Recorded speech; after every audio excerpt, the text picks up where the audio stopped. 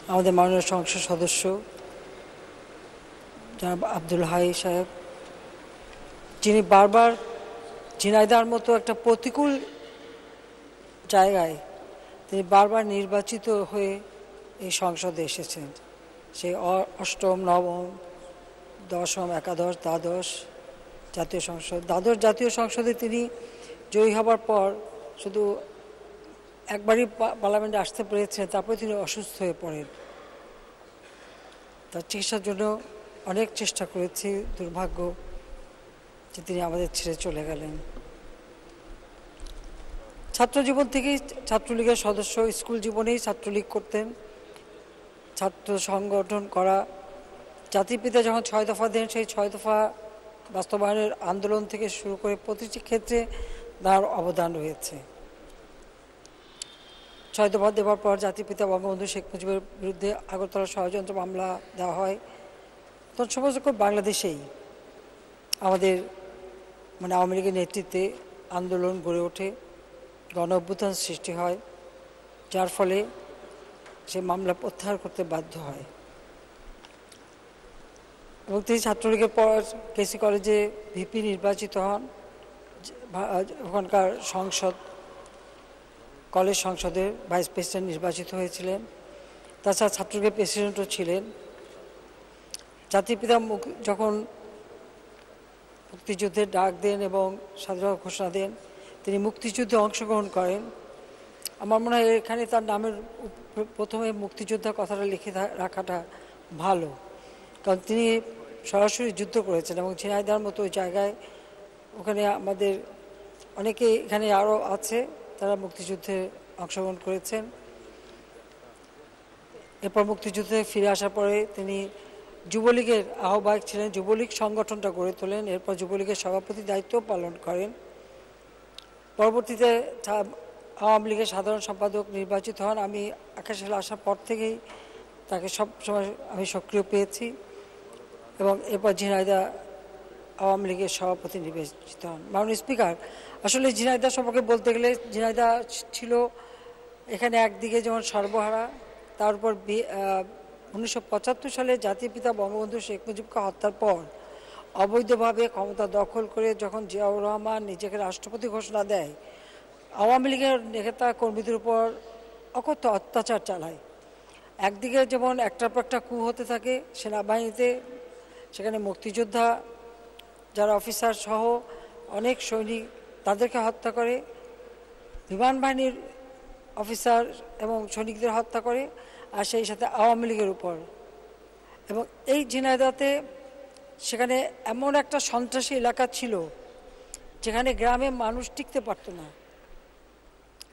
সেখানে নির্বাচন করা, রাজনীতি করা অত্যন্ত কষ্টকর ছিল।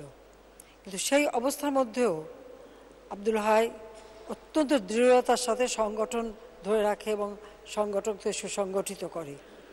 এবং আমরা 96 সালে আসার পর ওই এলাকাটা ওই সন্ত্রাস মুক্ত করবার পদক্ষেপ নেই এবং সেখানে আমরা যথেষ্ট সাফল্য অর্জন করি এবং সেখানেও তার যথেষ্ট অবদান রয়েছে। তারপরেও ওখানে বারবার লাশ পড়ত, এমন একটা জায়গা, আর সেই জায়গায় দাঁড়িয়ে সংগঠন করা বা রাজনীতি করা অত্যন্ত কঠিন কাজ ছিল। কিন্তু আব্দুল হাই অত্যন্ত সাহসী ছিলেন, ভালো সংগঠক ছিলেন, যে জন্য সে অত্যন্ত সফলতার সাথে এই সংগঠনটা সেখানে দাঁড় করান। কারণ আমি নিজেই ওই এলাকাগুলি ঘুরেছি, আমি দেখেছি সেখানকার মানুষের অবস্থা। গ্রামের মানুষ টিকতে পারত না এবং সেখানে সবসময় অস্ত্রের ঝনঝনানি। এবং বিএনপি নামে যে দলটি সৃষ্টি হয়েছিল, তারা এই আন্ডারগ্রাউন্ড পার্টির বেশিরভাগ লোকই কিন্তু বিএনপিই করতো। আবার কারণ সেখানে প্রতিনিয়ত আমাদের নেতা কর্মীদের উপরে হামলা হতো, কত লাশ যে পড়েছে তার হিসেব নেই। তো সেই অবস্থায় সংগঠনকে গড়ে তোলা এবং বারবার নির্বাচিত হয়ে আসা, এটা একটা বিরাট দক্ষতার পরিচয় তিনি দিয়েছিলেন। কারণ মানুষের ভালোবাসা পেতেন, মানুষের কাছে যেতেন, মানুষের সমর্থনটা তার ছিল। তাই অনেক চেষ্টা করেও তাকে নির্বাচন থেকে হারাতে পারেনি। যদিও আমরা দেখছি যে নির্বাচন মায়ে একসময় প্রহসনই ছিল, ওই অবস্থার মধ্যেও তিনি কিন্তু বারবার জিতে এসেছেন। ৭৫ সালের পর আমাদের ঠিক ৭১ সালে পাকিস্তানি হানাদার বাহিনী যেভাবে গণহত্যা চালিয়েছে, ৭৫ পরেও ওইভাবে আমাদের আওয়ামী লীগ নেতাকর্মীরা তারা অত্যাচার এবং কারাবরণের শিকার হয়েছে। আবার ২০০১-এর নির্বাচনের পরে তো ওই সমস্ত এলাকার আরও ভয়াবহ অবস্থার সৃষ্টি হয়। বিশিষ্ট ব্যক্তিত্বকে পর্যন্ত হত্যা করে, আমাদের নেতাকর্মীদের হত্যা করে, সেই অবস্থা। সেই সময় আমরা আমাদের দলের থেকে টিম করে করে যেখানে যেখানে আমাদের কর্মীরা নির্যাতিত সেখানে আমি সবাইকে পাঠাতাম তাদের পাশে দাঁড়ানোর জন্য।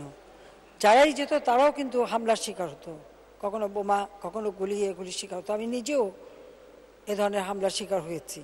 কাজে সেই অবস্থার মধ্য দিয়ে সংগঠনকে গড়ে তুলে নিয়ে এসেছিলেন আব্দুল হাইয়ের মতো এরকম সাহসী নেতৃত্ব ছিল বলেই সেটা সম্ভব হয়েছিল। শুধু রাজনীতি করেননি, ঝিনাইদহ শৈলকুপা এই এলাকাটা আসলে খুব উন্নয়ন তেমন ছিল না ওই এলাকায়। ওই এলাকার মহিলাদের শিক্ষার জন্য তিনি সেখানে একটা মহিলা কলেজ প্রতিষ্ঠা করেন, নারী শিক্ষা সুযোগ সৃষ্টি করে দেন। তিনি প্রতিষ্ঠাতা সভাপতিও ছিলেন এবং ওই কলেজটাও তিনি চালাচ্ছিলেন। ওই এলাকার সার্বিক উন্নয়নে তার যে আন্তরিকতা ছিল, এবং আমি যখন ২০০৯ সালে সরকার গঠন করি তখন মৎস্য প্রাণী সম্পদ মন্ত্রণালয়ের প্রতিমন্ত্রীর দায়িত্ব তাকে দিয়েছিলাম ওই অঞ্চলটায় যাতে আমাদের কৃষি উৎপাদন বা এই মৎস্য উৎপাদন সমস্ত উৎপাদন হয়, সেই সাথে সাথে সারা বাংলাদেশে অত্যন্ত আন্তরিকতার সাথে তিনি দায়িত্ব পালন করেছেন। বাংলাদেশের বিভিন্ন অঞ্চলেও গেছেন মৎস্য উৎপাদনের বৃদ্ধি করার ক্ষেত্রে। সেই সময় থেকে আমরা যে কাজগুলি করেছিলাম তাতে তার অত্যন্ত আন্তরিকতার সাথে তিনি দায়িত্ব পালন করেছিলেন। তাছাড়া পার্লামেন্টে বিভিন্ন কমিটিতে সদস্য, চেয়ারম্যান আমি করেছিলাম তাকে, তিনি দায়িত্ব পালন করেছেন। এই নবম সংসদ থেকে শুরু করে এই দ্বাদশ সংসদ পর্যন্ত সংসদেও তিনি যথেষ্ট ভূমিকা রেখেছেন। কিন্তু এবারে আমার এটাই সবথেকে কষ্ট লাগছে যে তিনি এই সংসদে বসতে পারেন না, কারণ এবারেও তাকে একসময় গ্রেপ্তার করার একটা চেষ্টা চালানো হয়েছিল, আবার একজন রিট করলো, তার সংসদ সদস্যপদ স্থগিত করা হলো, সেটা আবার আপিল করে সেটা স্থগিত করা হয়েছিল বলেই তিনি এই সংসদে কিন্তু বসতে পেরেছিলেন। এটা খুব অদ্ভুত ব্যাপার, যিনি বারবার নির্বাচিত হয়ে আসেন তার উপর এই ধরনের আচরণ, এটা কখনো গ্রহণযোগ্য না। তারপর তিনি অন্তত আসতে পেরেছিলেন এবং তারপরে অসুস্থ হয়ে পড়েন। আমার সাথে শেষ দেখা, এখানে দাঁড়িয়ে কথা বললাম, তখনই আমি দেখলাম তার শরীরটা খুবই খারাপ। যাক, কিন্তু আমরা চেষ্টা করেছিলাম তাকে ভালো চিকিৎসা দেওয়ার, কিন্তু আমাদের দুর্ভাগ্য যে আমরা আরেকজন সংসদ সদস্য আমরা হারালাম। মাননীয় স্পিকার, তার যে খুব বেশি একটা বয়স হয়েছিল তাও কিন্তু না, তারপরেও তিনি এত অসুস্থ হয়ে গেলেন এবং এরপরে তিনি মৃত্যুবরণ করলেন। আমি আব্দুল হাইয়ের মৃত্যুতে গভীর শোক জানাচ্ছি, তার পরিবারের প্রতি আমার সমবেদনা জানাচ্ছি এবং আল্লাহ রাব্বুল আলামিন তাহাকে বেহেশত নসিব করুক সেই দোয়া করি। এবং এই শোক প্রস্তাব আমরা জাতীয় সংসদের সকল সদস্য সর্বসম্মতিক্রমে আমরা গ্রহণ করি। গত পার্লামেন্টে আমাদের শেষ অধিবেশনে আমরা দেখেছিলাম আমাদের অনেক মৃত্যুর মিছিল আমরা দেখেছিলাম। আমি আল্লাহ রাব্বুল আলামিনের কাছে দোয়াই চাই যে আমাদের যারা সংসদ সদস্যরা আছেন সকলেই যেন সহি সালামতে থাকেন, ভালো থাকেন, সুস্থ থাকেন, এবং দেশবাসীর জন্য সেই দোয়া করি যে অনেক সংগ্রামের পথ বেয়ে আওয়ামী লীগ সরকার এসেছে, আর আওয়ামী লীগ সরকার এসেছে বলেই কিন্তু আজকে বাংলাদেশের সার্বিক উন্নয়ন হয়েছে, সাধারণ মানুষের জীবনমান উন্নত হয়েছে, বাংলাদেশের জনগণ আজকে একটা মর্যাদা নিয়ে চলতে পারে বিশ্ব দরবারে, এবং এটা আমার পক্ষে সম্ভব হয়েছে এই জন্য যে আব্দুল হাইয়ের মতো এই ধরনের ত্যাগী নেতা কর্মী ছিল বলেই এই সাফল্য আমরা আনতে পেরেছি।